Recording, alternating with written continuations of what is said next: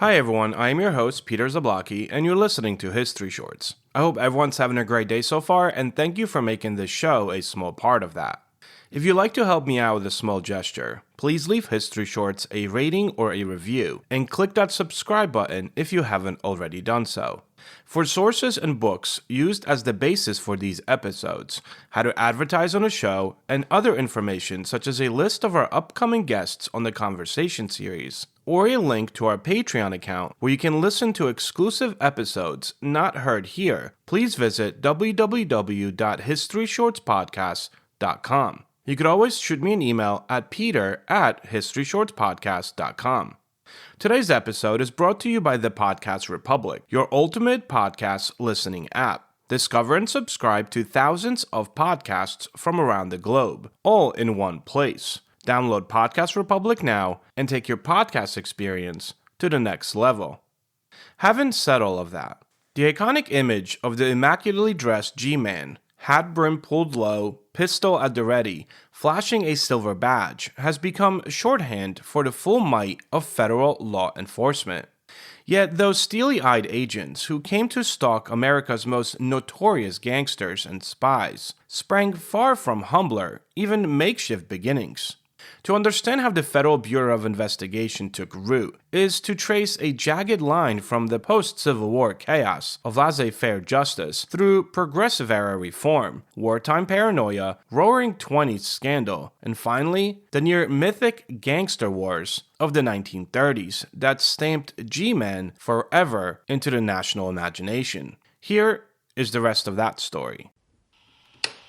Yesterday, December 7th, 1941.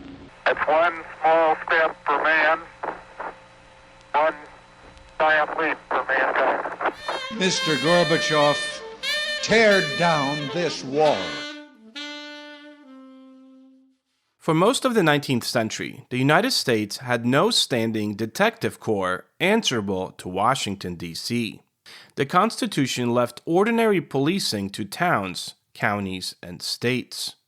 When federal cases arose, customs fraud, postal theft, land office swindles, things like that, U.S. Marshals hired whatever local people they trusted, or more often contracted, the Pinkerton National Detective Agency. That private arrangement bred corruption, however. Pinkertons doubled as strikebreakers, railroad guards, and police spies, blurring public duty and corporate loyalty. By 1870s, reformers in Congress were warning that justice contracted by the hour was still justice for sale. The Department of Justice, created in 1870 primarily to litigate Reconstruction-era civil rights cases, soon discovered it needed investigators of its own. Attorney General Amos Ackerman tried in 1871 to build a special agents unit to pursue the Ku Klux Klan violence, but political support evaporated as Reconstruction collapsed. For 3 decades, the idea flickered on, funded one year, then starved the next, all while each Attorney General improvised anew.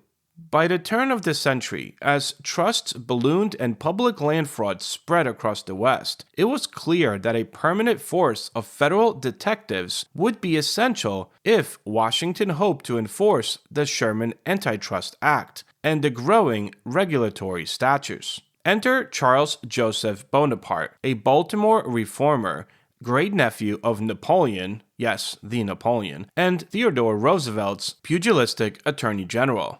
Impatient with congressional foot-dragging, Bonaparte in 1908 quietly borrowed Secret Service operatives and handpicked veteran postal inspectors to form a 34-man special agent force within the Department of Justice.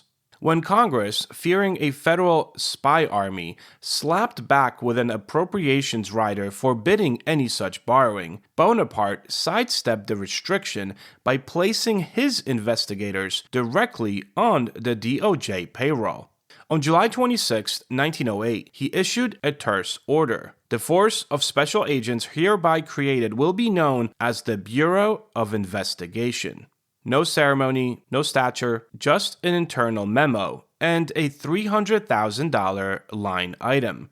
The BOI, or the Bureau of Investigation, was born in bureaucratic stealth, owning its existence less to lofty constitutional design than to one reformer's own administrative nerve.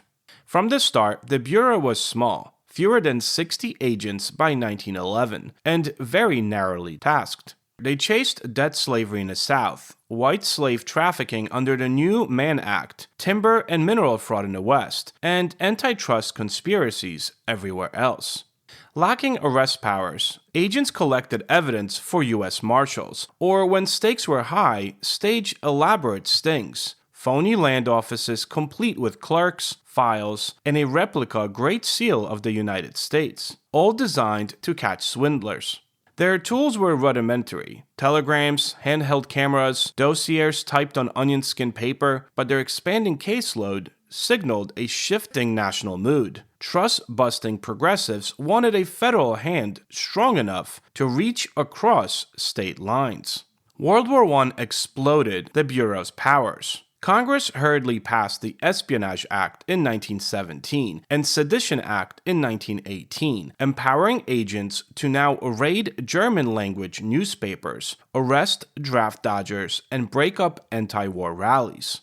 After a string of 1919 anarchist bombings, including a blast that wrecked Attorney General A. Mitchell Palmer's own home, Palmer tapped a brash 24-year-old staffer, J. Edgar Hoover, to head a new radical division. Hoover built vast index card files on suspected Bolsheviks and labor militants, then orchestrated the infamous Palmer raids on January of 1920. Thousands arrested, many beaten, hundreds deported.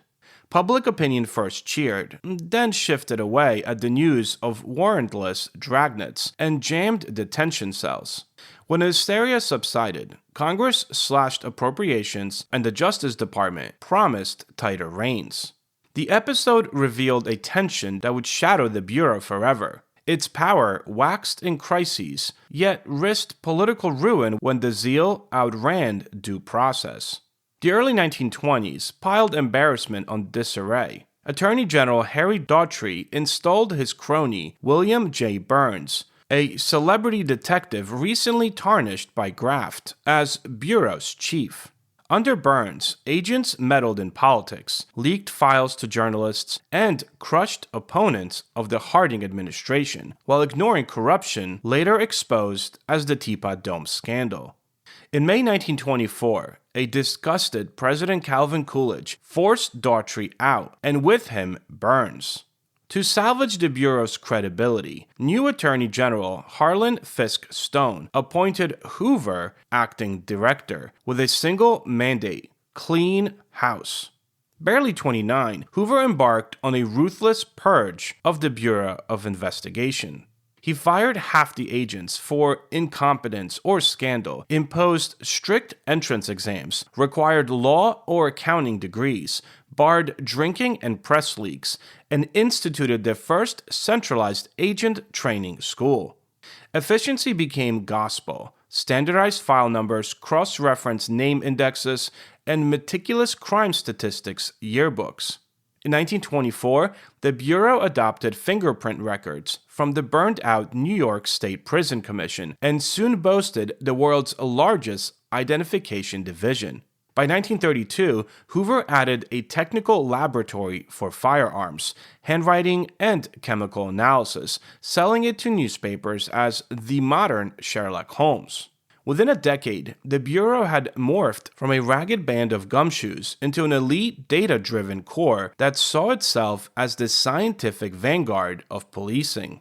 Hoover's internal reforms coincided almost providently with a public safety nightmare. The end of Prohibition did not end organized crime. Instead, kidnappers and bank robbers, exploiting fast automobiles, machine guns, and patchy state laws, touted the Midwest with lethal impunity. The tipping point came on June 19, 1933, when gangsters attempting to free inmate Frank Jelly Nash gunned down 4 lawmen and a Bureau of Investigation agent outside Kansas City's Union Station.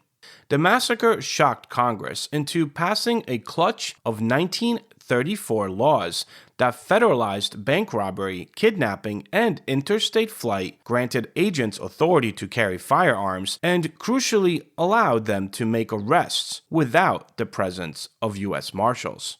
Hoover's men, once evidence collectors, were now armed field operatives. Over the next 18 months, the Bureau of Investigation, soon renamed the Division of Investigation, or the DOI, pursued John Dillinger, Babyface Nelson, Bonnie and Clyde Barrow, Pretty Boy Floyd, and the Alvin Karpis Barker Karpis gang. Dillinger fell outside Chicago's Biograph Theater, Nelson in a hail of bullets at Barrington, Floyd in an Ohio cornfield, Bonnie and Clyde in Louisiana's ambush, and Karpis became the first public enemy captured alive by federal agents. Hollywood turned the chases into newsreels. Newspapers printed Hoover's photo beside rogues' galleries, titled Public Enemies numbers 1 through 10. Somewhere in the flurry of press conferences, a reporter asked captured racketeer George Machine Gun Kelly how he felt about surrendering. "Don't shoot, G-men," Kelly yelped, invoking government men. The headline stuck, however, and overnight, every federal agent was known as a G-man, a moniker Hoover trademarked as fiercely as Coca-Cola protected its script logo. In 1935, Hoover persuaded Congress to fold the DOI and the separate Bureau of Prohibition into a single Federal Bureau of Investigation, or more commonly known today as the FBI.